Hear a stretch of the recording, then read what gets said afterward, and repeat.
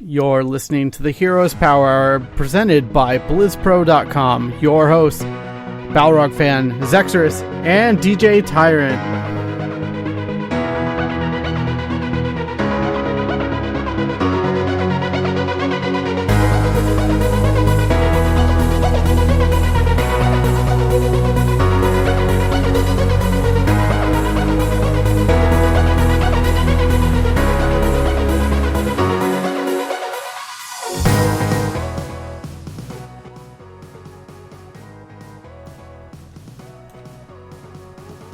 Welcome everyone to the Heroes Power. This is actually episode 90 of the show. We've had 90 of these shenanigans. And yeah, I'm really excited to be talking Heroes tonight. There's been a lot of stuff that's gone on. HGC finally kicked off. We have the new patch to talk about. A rooster? A cock? A what? Jimmy! Alright, got Willie. There we go. It's technically the after hours portion, so it wouldn't be on audio. It's technically, and you come technically right out a correct term, right? You don't even rooster. wait. No hesitation. Let's just get it out there. Yeah. Not make the people wait. But yeah, this is episode 90 of the Hero. This is true. Of the Heroes Power, brought to you by BlizzPro.com, partnered with Legion by Lenovo and Intel. I'm sure they're happy about that lead-in to their partnership with us. Oh man, but how is everyone doing? Thank you guys for joining us live and on the VOD and the audio podcast. We really appreciate your support. Let's go around to our lovely co-host, Zexorus. How are you doing? How was your week in Heroes been? My week in Heroes, I'm going to be honest, was pretty much non-existent. Though I did do a lot of taking notes for the last day of the HGC, because that was pretty much the only time I actually had a chance to sit down, which everyone knows was the important one, because that was Naventic versus Gale Force, and after watching it, it's no longer the important one. Yeah, no longer. Nobody cares about the HGC anymore. And then nobody cares about Naventic anymore. Yeah, exactly. And I might have encouraged Equinox to talk some trash after they won. And I might have finally told Michael Udall that he needs better glasses for his face. Oh, so you finally came out with that. I finally said it to him directly. Oh my gosh. That's the beauty of Twitter, is you can just tell whatever you want to anybody that's on there. Yeah, I mean, it was a great weekend of games. The beauty of Twitter. It was a great weekend of games. I tried to watch as much as I could, and it was just... I didn't regret a minute of it. Like, every game was really good. Every series was really good. Even the stomps were entertaining. You know? Like, no, I totally agree. First two games of Naventic versus Gale Force, like I didn't know what to expect out of that series, and like Naventic just got thrown in the dumpster and set on fire by Gale Force. And 90% of game 3. Yeah, Gale Force has really had their number, and we'll talk more in depth about that as we really break down HGC this weekend, as there's so much Heroes action. But Carl, or P-Flame, how are you doing? How was your week in Heroes? Well, I rediscovered an old childhood snack of you dip Fritos in cream cheese, and it's delicious. So my week has been great. What's wrong with you? That is never the weirdest tried thing that. I've ever heard. I feel like I need to try it now. Do chili cheese Fritos? Right now, I just have the original, but I will probably try the chili cheese because that sounds pretty good. Yeah. So yeah. I don't know if anybody follows him on Instagram. Carl is a big foodie. It's the same way in California. You're like required as a citizen of the big Texas to be a foodie, I think. Yeah, you take pictures of everything, get the ironic hashtags on there. I will jump in here real quick and say that the best tacos I've ever had were not at a Texas restaurant. They were at a Texas gas station. A place called Gas City Tacos. Gas station tacos can be pretty good. See, he knows what's up. Oh my Apparently, god. Gas They were City Tacos is a thriving business I've never heard of until just now. Oh, welcome When to can the we get food that power to go? hour. Yeah. Look, I just want to talk about food now. Yeah, this is a As food far as podcast. Heroes goes for me, I Right. spent a couple weeks not playing the game too much, so I got back into it, and therefore I lost a whole bunch of games, like 11 out of the first 14 I played. But today has been a little bit better. I won all 3 games so far in unranked draft, so I'm feeling like I can get back into Hero League without completely tanking my ranking. But yeah. It's good. It's good. Balrog fan, how about you? How's your week been in Heroes? Pretty good. Played quite a few games actually. A lot more than I was playing previously. We played a lot of games after HGC. We played some games the other night. It's been going good. I feel very crisp. I'm not feeding at all. My plays are generally pretty okay. I'm low death count. Sometimes I don't think I'm as impactful as I should be, but that's just kind of a working off the rust kind of thing. Especially like with characters like Tychus and Vala and stuff like that. They're things I need to work on again. But I really like where the meta's at again. So Yeah, I'm really enjoying this meta so far. I mean, like you talked about after HGC on Sunday, we played some games. We played the Brawl, which I enjoyed a little more than I thought I would, just because it was really silly and I didn't take it very seriously at all. But then Bloodlust Lily is OP, yeah, Bloodlust guys. Lily, Bloodlust Morales, pretty darn good. No, but then we played Timu with Digi, and anytime we play with Digi is good times because he's just so good at this game compared to I think all of us. I feel like, but yeah, it was a lot of fun. Team League, I'm building up, getting out of Bronze League. Yes, I know I'm in Bronze League. Feels bad, but we'll get out of there because we're Bronze 1 right now. And we're almost to the promotion match there. But yeah, that was my week in Heroes. I mean, you don't want to hear about my Warcraft week because it was a lot as well. And this isn't a Warcraft podcast, so we'll I move sucked on. everybody into Warcraft, like to playing in a group and everything. Yeah, And I just straight up and like then you walked just away. ditched us. I'm done. It got too big. He I don't convinced wanna- Ryan to heal, and the second he got Second he got start geared. going, Charlie just out. Done with you nerds. Oh my goodness. But yeah, with that said, we're going to move on to really the big news of the week. I think was HGC finally getting underway on Friday, and then I had the realization watching, I think on Saturday, I was like, oh, we have like 6-7 straight weeks of this every weekend, just literally 5 days straight of HGC content. We have HGC Pro Friday, Saturday, Sunday, and obviously HGC Open Mondays and Tuesdays, which I got to sneak in and cast some yesterday, which was fun. That's to see those awesome, amateur man. teams. Yeah.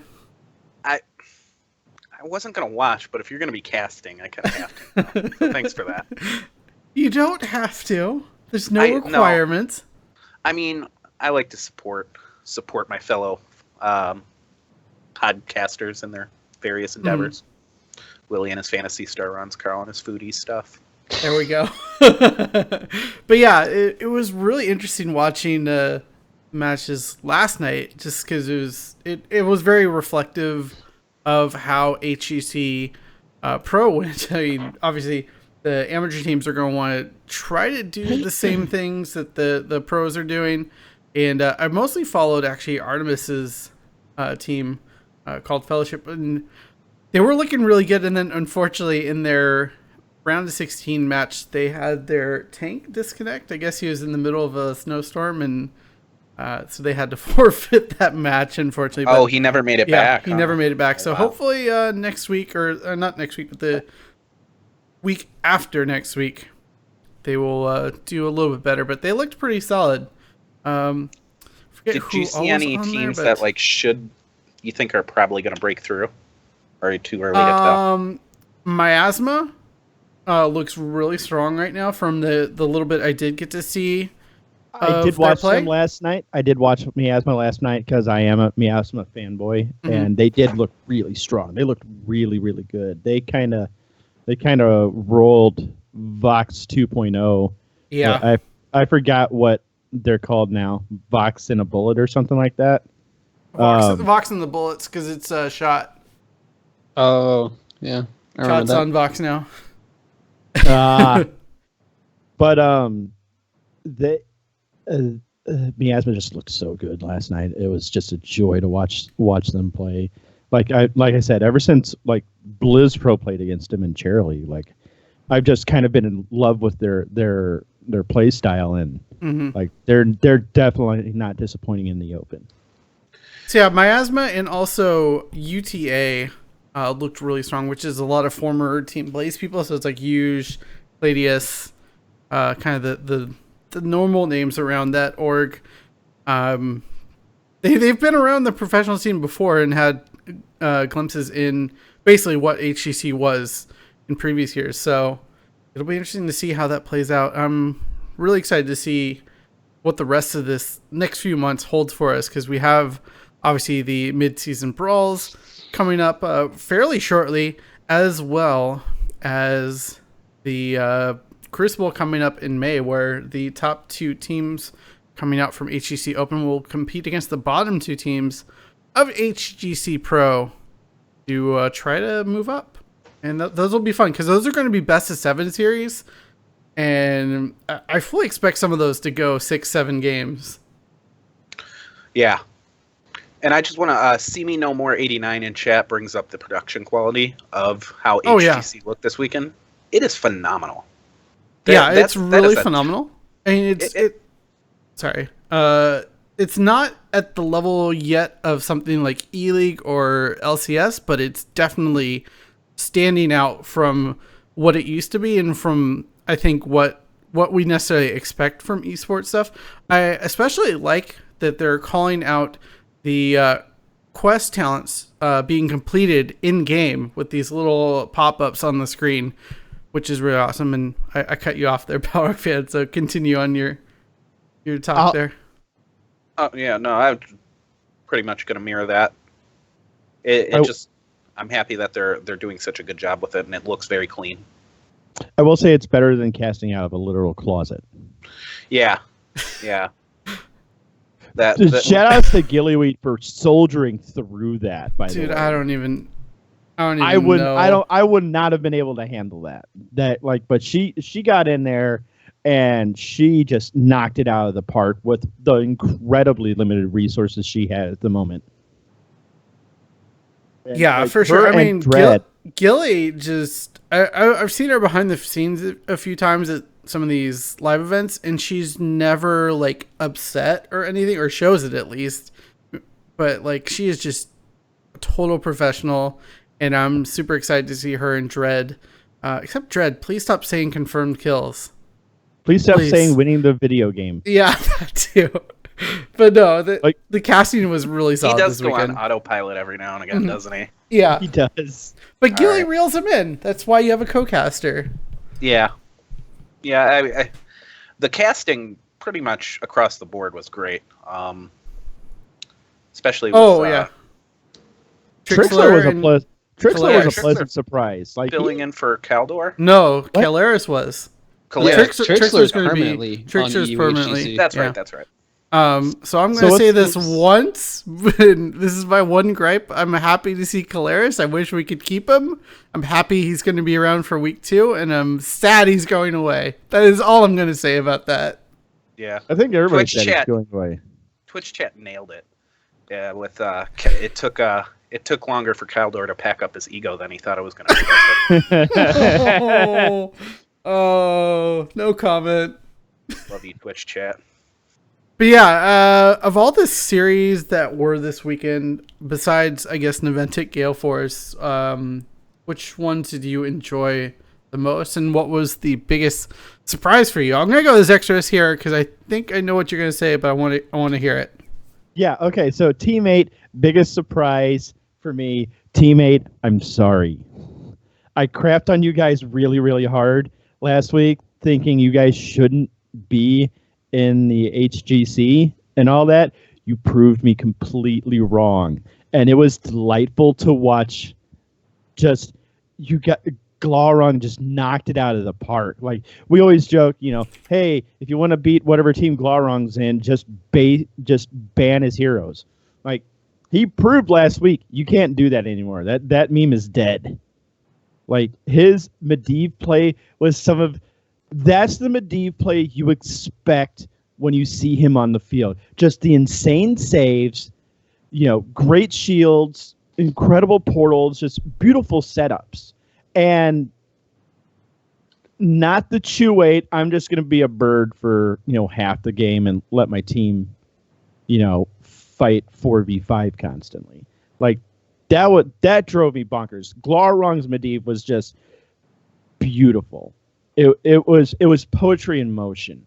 And like I said, I am sorry, teammate. Like, I doubted you guys. I think all of us doubted teammate, but you guys proved me especially wrong. I lost my mind over those games. It was just incredible. Yeah, and I have to agree with you on that. I want to jump in really quickly on that. I think what really helped teammate there was basically Glaurung increased his hero pool, and that was always the way you played against a team that had Glaurung on it was, you limit his hero pool and get him to the heroes that he's not good on. And this weekend, he just showed that he is a very talented player and is able to expand his hero roster. And that makes teammate really dangerous. And I think that's the same thing that kind of makes Gale Force really dangerous, but also is a little bit of a scary strategy, is having this whole 4 flex, 1 support lineup that they're running with, which is really interesting. I saw everybody on Gale Force play the same heroes, but on different people on the team. Like, I swear to God, there was one game, I saw Equinox play Tassadar. Am I insane? Or maybe it was Corrin. Maybe it was Corrin. Corrin played Cronin, whatever. Amazing hair, man. That's what I'm going to call him from now on. Like, he his played little nod up or like head up picture thing looks so weird with the edges of his hair. Like, it's that background. Yeah. But like, he played Tassadar one game, and then he went to like Vala the next game, and I'm like, that's such a dramatic shift. Mm-hmm. It really is. And it was an idea I had for an old team I ran on HOTS when it was still closed beta. And like the ESL weeklies were a thing still. Like, we just tried to do, like 5 flex, just pick your favorite heroes, just pick the heroes that you click with, and we'll just work around that. And it's really nice to see that pulled off on a professional level. Like, everyone has their their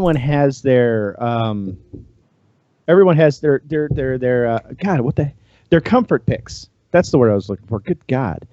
And when you put yourself on a comfort pick, your play just dramatically increases. Like, put Charlie on Diablo. You're going to see him just like tear stuff up. Put me on Chen. Or Kerrigan. I'm just going to go crazy. Put Jimmy on. Jimmy has probably one of the better Malfurions I've seen, to be perfectly honest. Oh, thank you. Put Carl on Kael'thas, and the dude just rips everything up, and those are like comfort picks.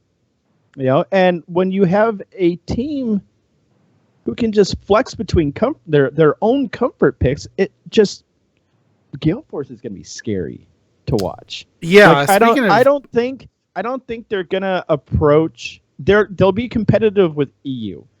I have yet to see Korea, but I don't think they're going to be incredibly competitive with Korea just yet.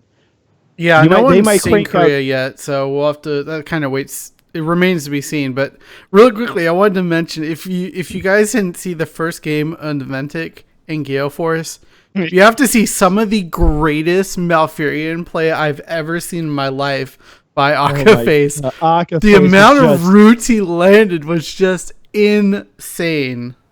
Like, he was hitting 2-3 man roots that were just straight up leading to kills. And like, when you lose like 5 people in the first 3 minutes of a game, you're at pro level, you're probably not going to win that game. Mm-hmm. And like, it just went downhill from there for Noventic. Yeah, for sure. P Flame, how about you? What do you think about HGC this weekend? Anything really surprise you?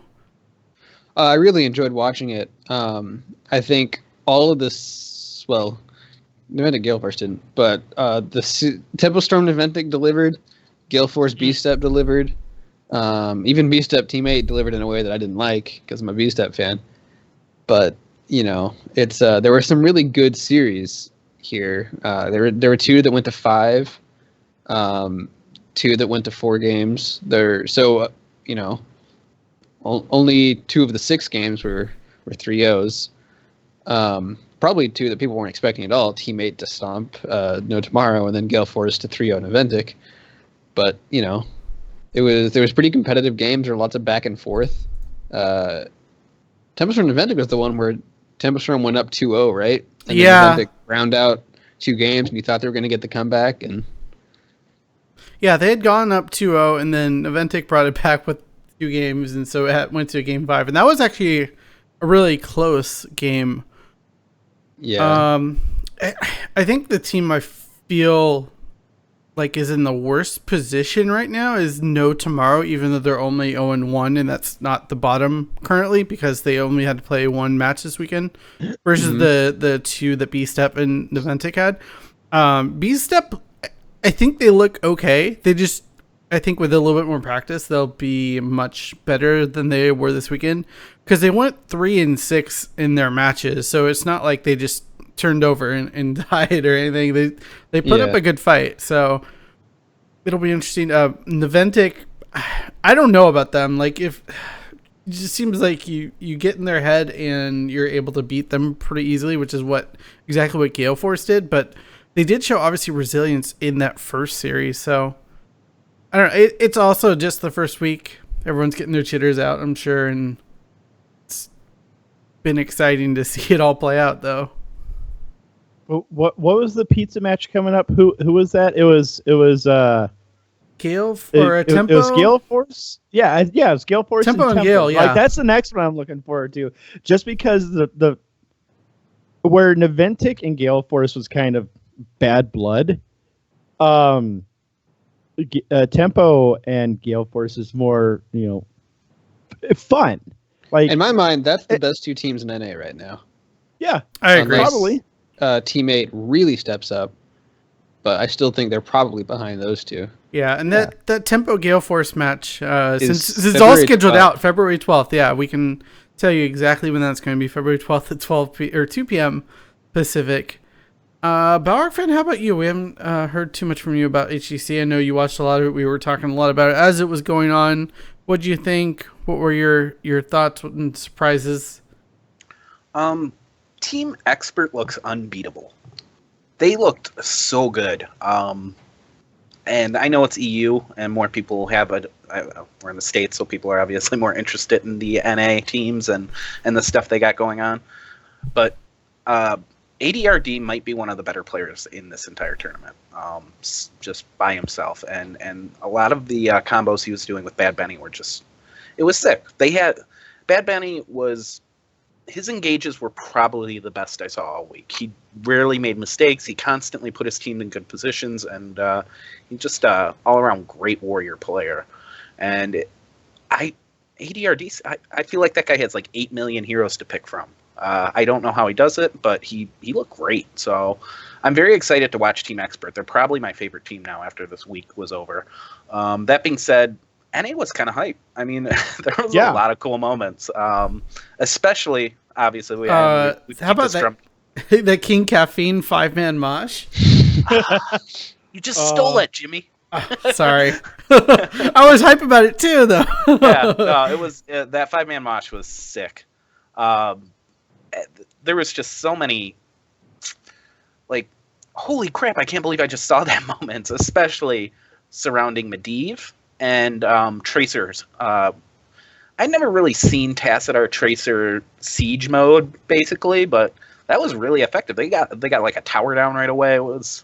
There's a lot of really cool moments. I think it's a pretty good start for something that's bound to be pretty exciting throughout the year.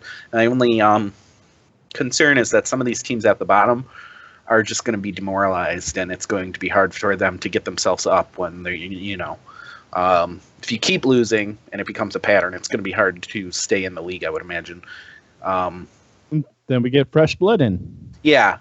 I feel kind of like... It's 5 months till we get that fresh blood, though. Right. And there were a couple teams that didn't look too good. Diamond Skin didn't really look like they belonged. They got housed. Chris isn't the problem, I promise.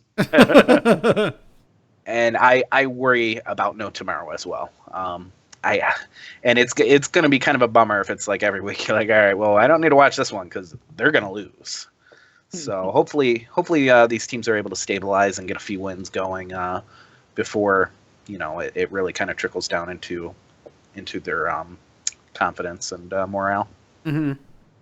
But yeah, we're actually only a couple weeks away from the Western Clash. Going to be played at IEM Katowice. I think that's how you say it. Someone's going to correct me in chat, I'm sure. But that'll be the top 3 EU teams, the top 3 NA teams, and at least I think one team from Australia and one team from Latin America will be playing in that. That'll be the first LAN of the year, first live event, and I'm excited to see that. But really quickly, I just wanted to talk about the meta, because it definitely did shift from where it was before, especially in the qualifiers. And I didn't expect this to happen, but Tassadar, 100% win rate across EU and NA, and a whole lot of bans in the midst of that as well. And we're kind of seeing a little bit of a return to a bit more of a bursty meta. What did you guys think of the heroes we saw? I mean, we saw a lot of Ragnaros. We saw, like I said, a lot of Tassadar, a lot of Tychus, to not exactly the greatest success either. But overall, what do you guys think of this meta shifting, getting figured out now in this new HGC season? It's more exciting to watch this style of play. There's big moments, big combos. When you're in a burst meta and you're at any moment the team could get blown up or a player could go out of nowhere, it's a lot more hype than watching these kind of sustained fights of back and forth. So I always welcome a burst meta as a viewer. I feel like Ragnarok's probably a little too powerful. He seemed so strong in most matches, and I don't know if that's just the pros getting the most out of him or if he's a bit overtuned, but Rag just, I don't know. He could do a lot, and having to account for Rag or getting Rag first seemed to be a very. You're either concerned about playing against Rag or you got him first. What do you think of Sulfuria Smash getting picked exclusively over Lava Wave? That doesn't surprise me. Lava Wave isn't going to work on the pros. It's not going to do what you want it to do unless maybe you're even Brax's holdout. I'd still expect them to take Sulfur Smash. It's a lot of damage. There was a lot of big plays, especially, hey, you're in the Jaina Ring of Frost? Okay. Yeah. There was the Void Prison. I forget which team was running it. That actually might have been Team Expert. That is, Void Prison was Zeratul. Put the Frost Ring down. Rag comes up, Sulfur Smash, and just melt a team, so... Sulfur Smash. Oh, go ahead. P-Flame G, what do you think of this meta from this weekend? There was a lot of melees, but not a ton of tanks. I think there's a lot of they released a lot of melee assassins recently, and a lot of them are really strong. And so these big run over your enemy comps are pretty good. It's pretty exciting to watch. I like it, but. I know one of your most favorite recent heroes, Varian, got some play. Did you think that he showed any signs of kind of establishing himself in the meta or not here? I think he'll have a spot. I don't think he's like dominating things, but that's probably, as somebody who plays him, that's where you want him to be, because if he's dominating, he's about to get nerfed. So I think he's good enough to be picked, in lots of situations. I know you were enthusiastic about the incoming Nazebo picks at Hero League. I was just getting ready to say no! My teammates are always terrible in this Zebo. And they just you miss a spider and there goes all your damage, and but he's great in the late game. And they Ravenous Hydra right after Diablo Waypocked them, and just yeah, he's a tough hero to get the most. I mean, you can't feed with him, and that's generally what you get when you're playing, casually. But he looked good in the pro scene. I mean, he had one game where he looked really good. Another game where he didn't really impact things so much, that I saw, anyways. Mm-hmm. Zach, so what about you? We saw a lot of Dahaka. That didn't surprise me that much. I mean, the Hawk is still really good. The changes to adaptation really kind of stuff a burst meta. If he can survive that initial burst while adaptation is active, he gets all that health back, and then you've got your opponent's abilities on cooldown. The thing that surprised me the most was the sheer amount of Zarya I saw. Like, I knew she'd get picked, but she got picked a lot. It felt like, and that surprised me more than anything. Like, she has great zone control at 10 with expulsion zone, but I felt like she wasn't in a spot where she would get picked as nearly often as she did. And the other thing that surprised me was, despite it being a really bursty meta, Tassadar was picked solo healer quite often. Like, there was a couple of comps where he was picked in a double support comp, but more often than not, he got picked up as just Tassadar as our healer. Mm-hmm. And we saw the results. Didn't lose a game all weekend. Yeah, for sure. It was just absolutely ridiculous. And with upcoming changes to him, like, I think the Task Tracer combo is just going to be a little bit more absurd now. Yeah, looking at this Reddit thread by DB Smiley, really breaking down a lot of the stats over this weekend. Tassadar banned in 9 games, picked up in 8, finished with 100% win rate, and contributed to Tracer going 4-0. Mm-hmm. So there's definitely something to be said about that combo. Yeah, I mean, and that's why we saw him banned so much. I feel like, because then you're cutting off way more than just Tassadar. I mean, you're generally not going to pick Tracer or Illidan or heroes like that without a Tracer to enable those heroes to dive a little bit more aggressively.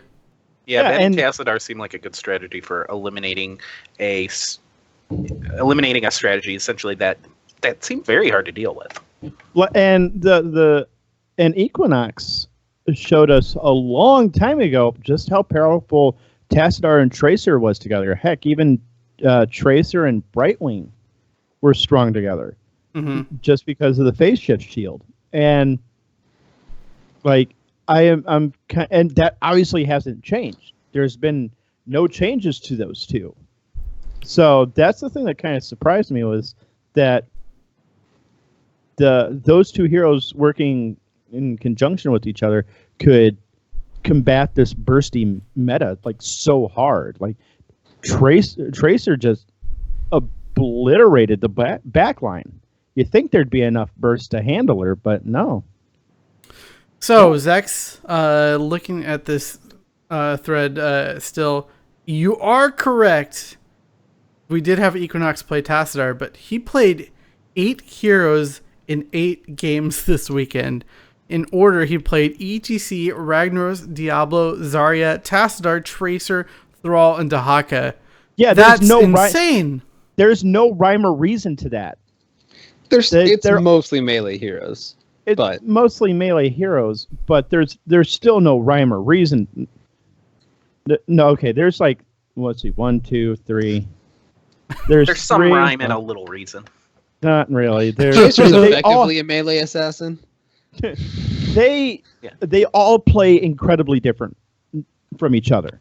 Like, there's no even similar play style. Like, you don't play Thrall like you'd play play a Diablo.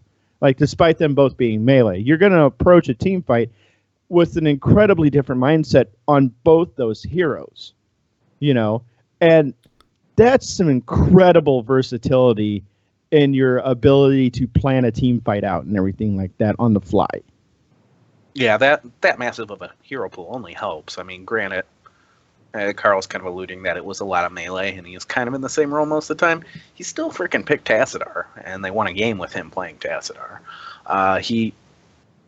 When you've got someone on your team like that, I mean, that just helps. That's great. And as much crap as we give, like I even tweeted out at one point when Gale Force I believe they dropped a game to B Step.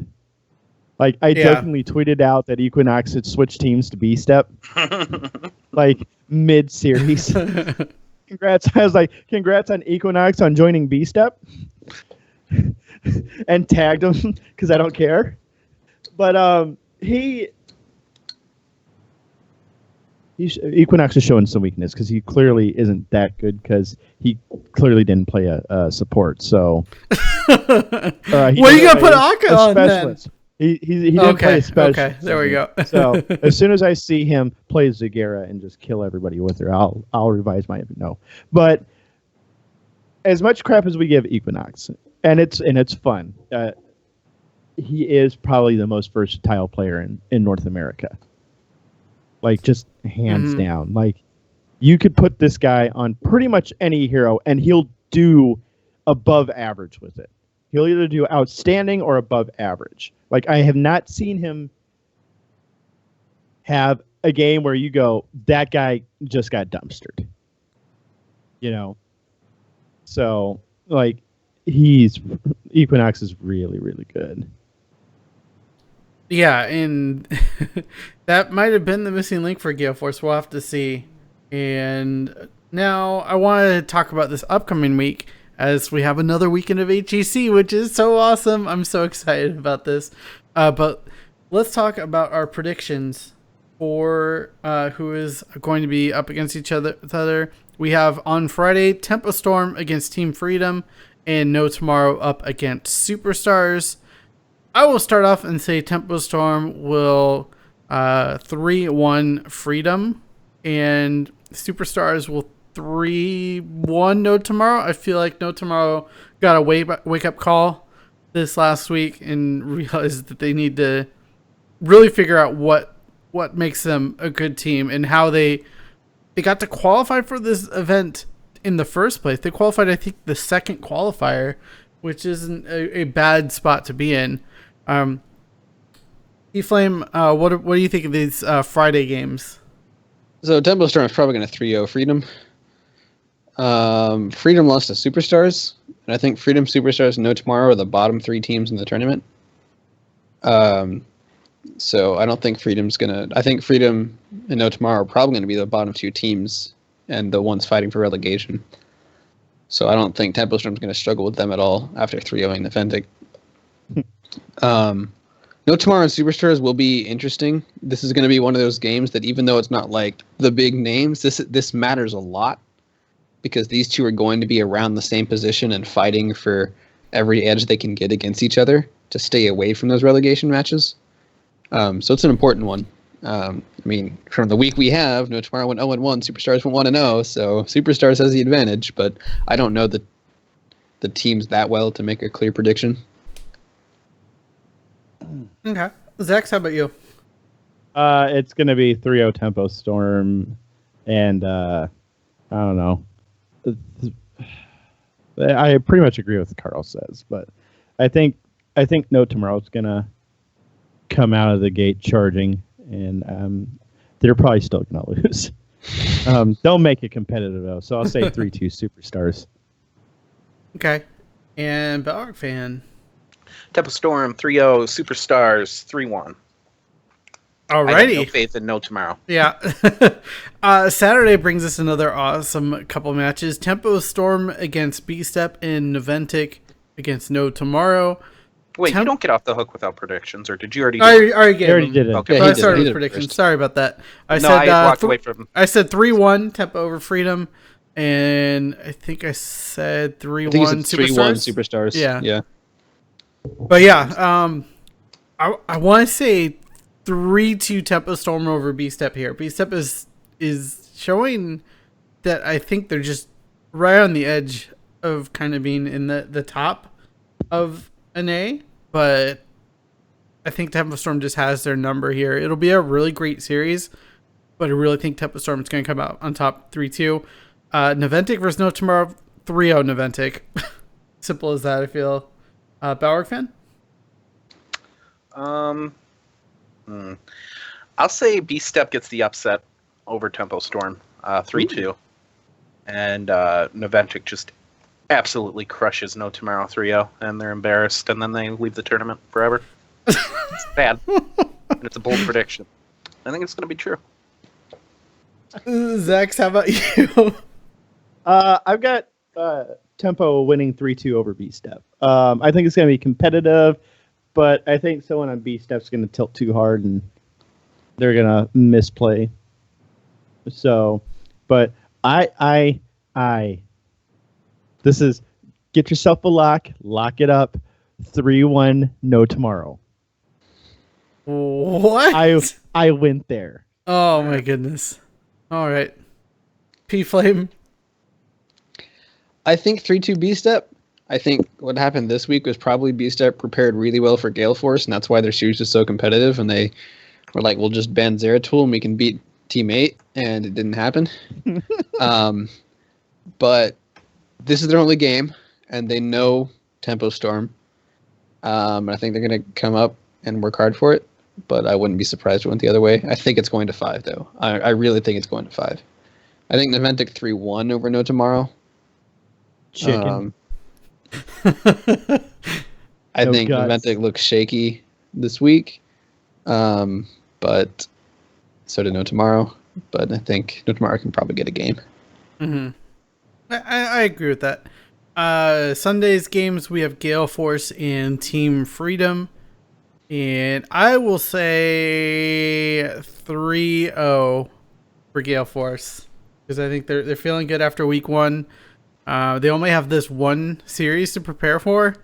And I think they will just come out and crush once again like they did last Sunday. And then I think this is actually a better match than we probably would have thought a week ago. Team 8 up against Superstars. I'm gonna continue riding the Team 8 train for now. I'm gonna say 3-2. Superstars is pretty solid, I think, and we'll give them a run. But Team 8 looks really solid with Glaurung being able to expand his hero pool.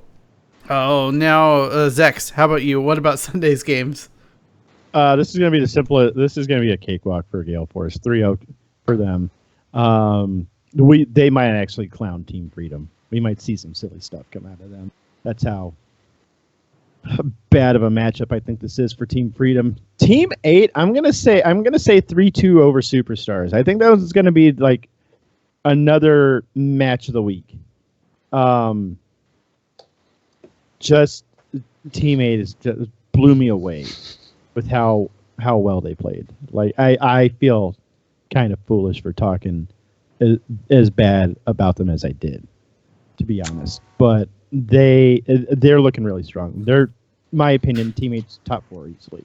So 3-2 over Superstars. Hot.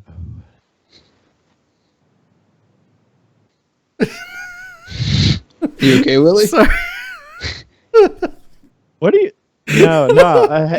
Why don't we move on? Why don't we move on to Europe, guys? I don't want to predict Europe. I don't focus enough here. But yeah, you get to make. Charlie and I picks. haven't done this. Yeah, Balrog fan, why don't you give your predictions for Sunday's games in NA? Let's see here.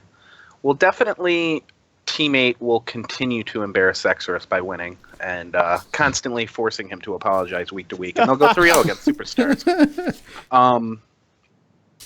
Gale Force wins this barring, if they don't get keyboards to play the game, I guess they could lose. Like, if they just had to go with their mouse bindings, there would be a chance for Team Freedom to maybe get one, but I don't think that's going to be a thing. So Pretty easy Sunday.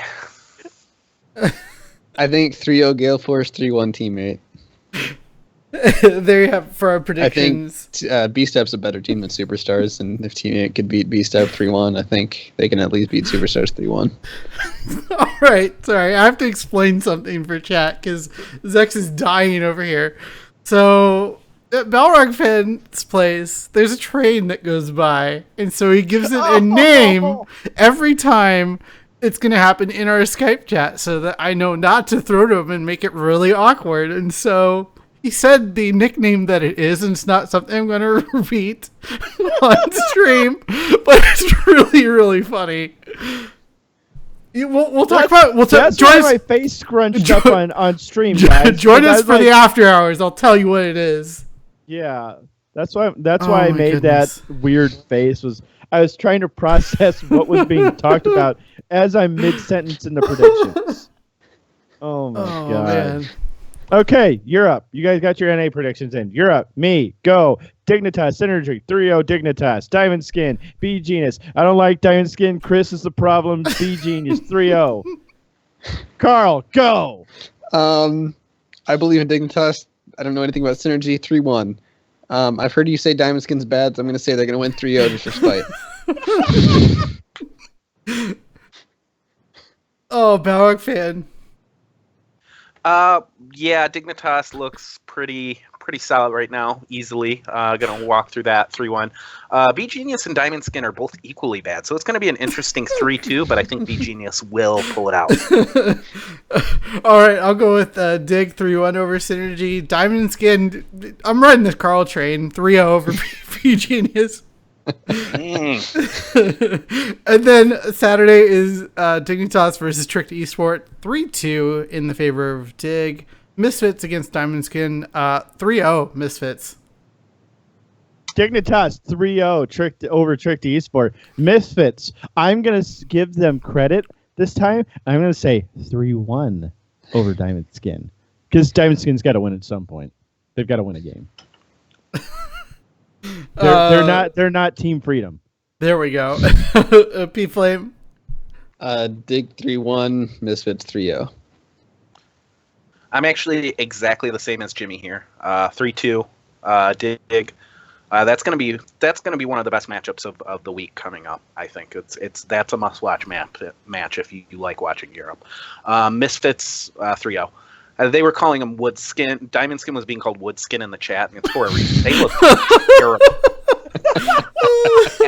Atrocious. They're not even called Master Skin. It wasn't even like Bronze Skin. No, it was Wood Skin.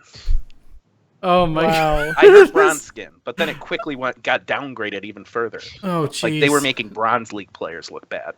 Oh, Diamond God. Skin. Shout I out hope to you Jimmy. show up. Yep, there we go. Oh man. Moving on though, Sundays. Maybe I can get a contract. Oh, but Sunday's games, Fnatic against Synergy. Fnatic looked phenomenal this weekend, so I'm gonna go 3-1 in their favor. And Team Expert against B Genius, 3-0 Expert. I second Jimmy's predictions. I'm gonna go 3-1 Fnatic. Don't do it. 3-1 B Genius. ADRD overrated. You are a scumbag, Oh sir. man. Yeah, 3-2 Fnatic on Synergy. Synergy looked all right. And yeah, Team Expert's just going to 3-0 the whole tournament. If y'all didn't know, Charlie has a Team Expert shrine in his house. It's true. Is already erected. Pictures of ADRD all over the place. It's and behind my computer though, so you can't really see it. But yeah, it's on the next episode. It's lovingly a Hot Strip. shrine. Yeah. Mm-hmm. Look, they're our hope to topple the Korean overlords. That's where all my belief is. So, put all my eggs in the Team Expert basket. Team Expert Faith Age. Mm-hmm. Mm-hmm. Oh my goodness. But yeah, that's our predictions for HGC this weekend. Hope you guys are able to watch it and check it out. It's been a lot of fun this first weekend, and I'm sure this next weekend will be even better. But we didn't really get to talk too much about the patch that came out. We did talk about this extensively last week with the PTR going live. Not too many changes. We do have obviously Valera changes to some user interface stuff. Ping frequency got increased, so Zex is going to be very happy, I'm sure. You can irritate your teammates more. Your teammates more. But there was some stuff that wasn't on the PTR that got changed in the live patch. Most notably, Valera's cooldown on Cloak Shadows got decreased, as well as Tassar. I want to talk a bit about this because the tether range got increased from his basic attack. His shield amount on his Q got increased, as well as I think the damage overall went up on Science From the Storm. PTR? From the PTR? Are you saying the 44 is better than what it was a week ago? Yes, I believe so. Let me check that right now. Psionic Storm? No, damage was decreased from 55 to 44. No, but that's compared to live. Yeah. Hold on, I'm bringing up the PTR notes right now. Yeah, we can figure out what it was a week ago. My mistake. So this is just reflective to 55 to 42. Okay, so they buffed it by 2 damage, guys. Yeah. Okay. Per tick, man, it adds up. And what was the percent increase? Damage increases by how much percent? 10%, so 2% damage increase there. There we go. A little bit more W damage. I'd say use it to kill some Tracer since she's squishy, but she'll always be on your team if you're playing Tassadar. Yeah. Exactly. They reverted a bug or a change to prevent... There was a bug that would cause your client to sometimes switch to windowed full screen, and they fixed it. But then fixing that broke all of the other things because coding is complex. And the developers decided to undo that and figure out how to not break everything while fixing this bug. As long as they make the freaking sorting a priority and fix that ASAP, because it irritates the crap out of me every time I launch heroes and it defaults to A to Z. That's my soapbox. Not a great look. Oh my goodness. But actually, what I found interesting is there's a couple bugs that got introduced. If you guys go on Reddit, you can kind of see this. But basically, from what I'm hearing, is HGC will be banning Zeratul and Ragnos this weekend due to their bugs. I didn't really understand Zeratul's bug, but Ragnos is essentially, if you time it right, you can get 2 Q attacks in a row. So that adds quite a bit of damage to Rag. So good on them for... Banning Rag will be a big shift in meta. Yeah, exactly. Yeah. So he was first pick ban this weekend. And we'll see if the patch comes out before then. I'm sure a couple poor engineers are at Blizzard HQ right now trying to figure this out to help with HGC, but we'll see how it plays out. Patch seemed to, other than that, we always gotta talk about Zexerus's Rooster. Don't stop it. Okay. Stop it. Yeah. Come on, give me like 7 minutes, man. Yeah, we'll put it away for now. Yeah, we'll put the Rooster away for now. The after hours, because I'm going nuts. We're gonna zip up the Rooster and not talk about it. Good. But the Lunar Festival did come out today. There's a couple quests to complete the Rooster race. Once you get some gold, and then if you complete it 25 times, you get the portrait and the mount. And if you have a spare 10k gold sitting around, you can buy yourself a golden rooster. And I did. Yeah, and I'm sure if you've been diligently playing Brawls every week, you should probably have around 10k gold for that. So there you go. There's a gold dump for you. The Sandbox custom mode games are now available as well. Performance improvements, all sorts of fun stuff. We talked about this all last week, but I'm excited. This should be a good patch. I'm really looking forward to diving in with Valera and seeing how she plays. I played her on try mode a little bit before the show and definitely like her toolkit.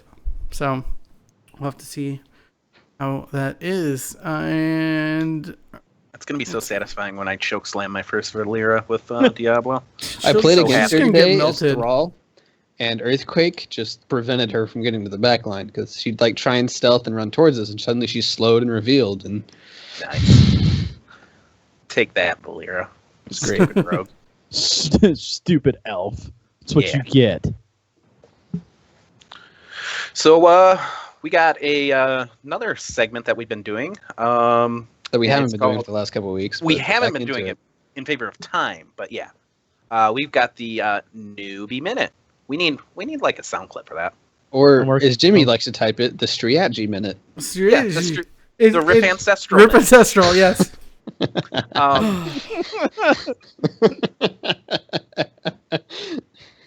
This is a relevant one for this week, so we'll go ahead and grab this one out of the mailbag first.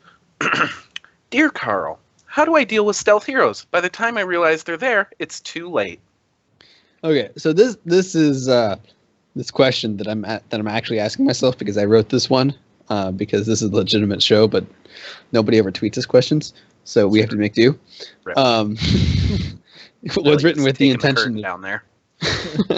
of Valera, because she she'll gank you and she does a lot of damage. And Zeratul does too. It's like you're just landing, you're pushing out, you feel like you're doing well against your landing opponent, and then suddenly there's a Valera on you who does about 60% of your health, and then the Ragnaros you're landing against lands the Sulfurous Smash and a Meteor, and your screen goes gray. It's a very unfortunate experience. And the thing is, with Nova's snipe range, or with Zeratul's blink, or with Valera, she has a move speed, and she can talent into a dash. Regardless, by the time you see her on your screen, there generally is very little time to react. And a lot of times you're focused on the minions or your lane opponent and seeing what they're doing, and you're not expecting a stealthy, and they pop you. So as much as people say, just look for the shimmer, it's no big deal, that's not actually how you deal with the stealth hero. How you deal with the stealth hero is you watch your minimap. They don't show up on the minimap unless they're active, but you say, okay, Valera just showed up bottom lane. I have 15 seconds where I can play aggressive, I can play safe, or I don't have to be afraid of them. But if you haven't seen them in 10 seconds, you just assume they're coming for you. That's just what you have to do, and it's going to make you play more aggressive. Your towers will probably use up a little bit more ammo, but if you have reasonable wave clear and you can clear it when it gets close to your towers, all you do is, if you haven't seen Valera in 10 seconds, hop on your mount and just stay in experience range. Yeah. You don't get to outplay your opponent Question. or shove in or whatever, but you won't die. Right. Question. What if the stealth hero is playing incredibly conservatively and is doing a very good job of only showing themselves for brief periods of time and then going extended amounts of time? You say 10, 15 seconds. What if they're going like 30 plus without revealing themselves? Does that kind of force your entire team to play even safer? It makes you play conservative, right? It's the thing is, and here's the term: you don't have to last hit. You don't have to shove your wave. True. You can sit on a mount at max experience range and wait for the minions to die. It's true. And it's not going to drain their tower ammo, but it works. If you're really trying to shove a lane, do a 1-1-3, be in the 3-person lane, and you can shove safely because a Valera showing up alone is not going to suddenly kill one of your heroes. But if you are that solo lane, then you don't get to play as aggressively as you want. Maybe you're on, somebody's supposed to be a lane bully, you're on a Thrall or an Alarak. Maybe you can't dive into their towers or even try and take a fight in the middle of the lane. And it's not ideal. You'd rather be pushing and you'd rather be up there, but you don't lose that much, really, from just mounting up and spinning in circles when you don't have vision of her. So I think it's still a play. One thing I'd like to contribute to is generally I draw an invisible line down the center of the map, wall to wall.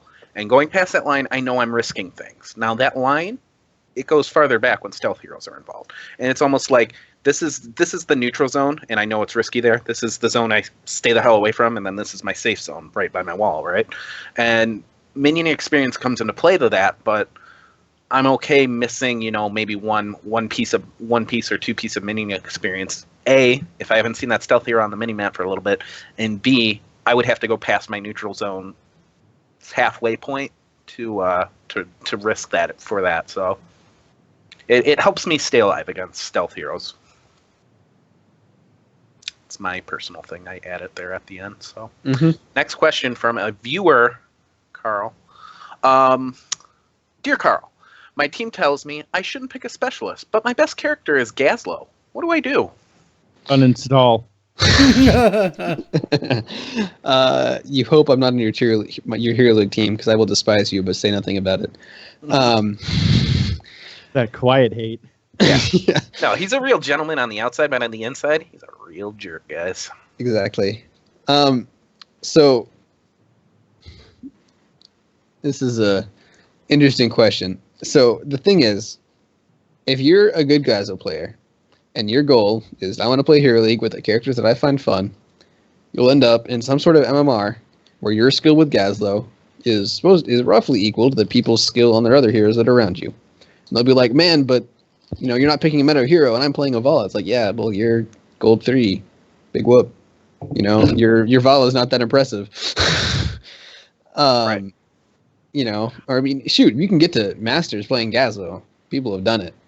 If you're a dedicated player, you're going to get more out of that character than you would on a Ragnarok's first pick, as much as your teammates dislike you. Now, the best way to do this is not to stay silent, lock your Gazlowe, and AFK split push or Merc or whatever it is you do. What you want to do is get into the lobby, say like, hi guys, be friendly. Say like, hey, I'm a really good Gazlowe player. I can test objectives in this way. I try and contribute to the rest of the team. I'm going to play him, but I want you guys to know that I'm not just like ignoring y'all. And hopefully your teammate will be acceptive. If not, then you can just pick them anyways and say you did your part, and Blizzard's not going to ban you. And the game will be over in 12 minutes anyways. Or if you really want to avoid, if they seem like really obnoxious about it, you can pick your fallback. But honestly, I think you should be able to pick the heroes that you like playing at whatever rank you are. So I say pick them. Try and be friendly about it. Don't just say, no, you suck, I'm picking Gazlowe. Yeah, don't be like that guy. Do you remember Powerhour fan? There was this guy in the Team League match we played with Digi, and he was like, oh, I'm not going to pick Gazlowe. Like, we were asking him, like, are you going to pick Gazlowe? Because he was hovering it. He was like, oh, I'm not going to. And so we were like, I'm just hovering him. Yeah, and so we're like, okay, so we make our picks based on the fact that we weren't going to have Gazlowe on our team, and then he locks it in, and we're like, oh, okay, we were going to, like, kind of work around you, and we did win the match, but it was just, it took a little bit to figure out that he was just going to be pushing a lane the entire time, basically, and not particularly team fighting. He was a good player, though. I mean, he showed up. He was a good player. He had some good grab-a-bombs and whatnot. It was just one of those things where it's like he thought he was being funny, or he'd been abused so many times by saying, I'm going to pick Gazlowe, that, he didn't want to say that he was actually picking Gazlowe. But either way, like, we're your teammates, dude. We got to work together. And I'm never going to tell anybody not to play a hero. There are times where I just cringe when I see Abathur picked, because I don't think many players know how to make him work well. I don't think Abathur is a bad hero. I think he's a very hard hero to get the most out of, though. I'd feel the same way if I saw a lot of Lost Vikings being picked as well. Free Lost Viking week was hell. But I'm never going to tell somebody, no, don't do that. I'm mad at you because you did that. You shouldn't be, because I don't know this person. The more off-meta your pick is, the more you need to communicate with your team. Everybody knows how to play alongside Avala. Everybody knows how to play alongside Kael'thas, even though we haven't seen him in 6 months. People don't know how to play around Lost Vikings. You played him great. Anyways. Yeah. So, that last question was from a viewer named Artifice, so there we go. Any more questions, or are we moving on to what's hot on Reddit? I think it's time to find out what's hot on Reddit. So, you want to intro that? Normally, I try to avoid these things when I'm grabbing these segments, because I don't like fantasy heroes. I hate when people post, like, hey, here's my build. The only people who do it right is Carbot, and that's because they're doing it in a silly voice and make a little video that they draw. It'd be cool if that's a cool series. But generally, not a big fan. But this one was upvoted quite a bit, and it was also replied to by Blizzard. So I was like, all right, we gotta grab this one. It's about a Tassadar the Templar, not the Sentry. Now, Jimmy, I know you did look through this a little bit, right? Yeah, and it's really, really long, but Yeah. making it more the High Templar style of hero versus basically what he is right now, which is the Sentry attack animation, which if you played StarCraft 2 is one of the basic units that comes out of the gateway. That just has a little tickle laser, and so it's kind of weird that Tassadar does have that, and they really did a great job, I think, outlining this. And just the importance of the theme of Tassadar being a little bit more different than what is currently in the game, and did a really good job explaining this. Not as funny clearly as Carbot. Sorry, right. Sorry, friend. But that's a tall order. Yeah, but Blizz Daybringer did talk a bit about this in a response on Reddit.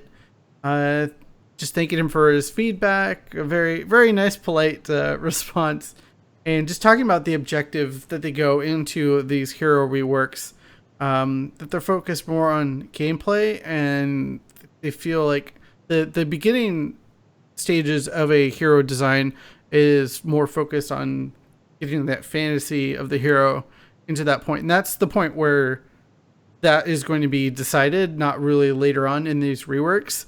Which we've seen, I think, consistently from the hero reworks since game launch.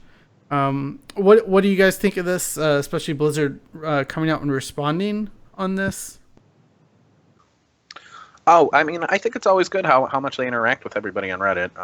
This is the first time I've seen them talking about a fantasy submission, so it kind of makes me feel like they're really considering, like this might not be all for Tassadar, and he just got like a massive talent rework, and a lot of the functionality of his tools, while he still has the same spells and whatnot, are different. They feel different. So it would be surprising, but this response kind of tells me like, hey, that might still happen. Mm-hmm. Yeah, I mean, Zex, what about you? I mean, Tassadar just got their rework today, and we saw Tassadar have a really great weekend in HGC, so lots of talk about this hero, and what do you think about this Reddit thread and all this discussion about maybe changing up his feel quite a bit? I think this is a great idea, like a pie in the sky kind of dream. Like I tend not to read like fantasy threads for like already released heroes. Like I watch the It'd Be Cool If videos because those are heroes that haven't been conceived of yet, possibly. So, but it goes back to something we were talking about off the show a few days ago, where if the data supported it, would Blizzard stop a rework? That's interesting. Like if we knew the TAS rework was coming, okay. But if, let's just say, HGC had happened, I don't know, a month ago, when I would assume that the TAS rework would already be in testing and stuff like that internally. And then the data came out and it showed that, hey, TAS is still really picked.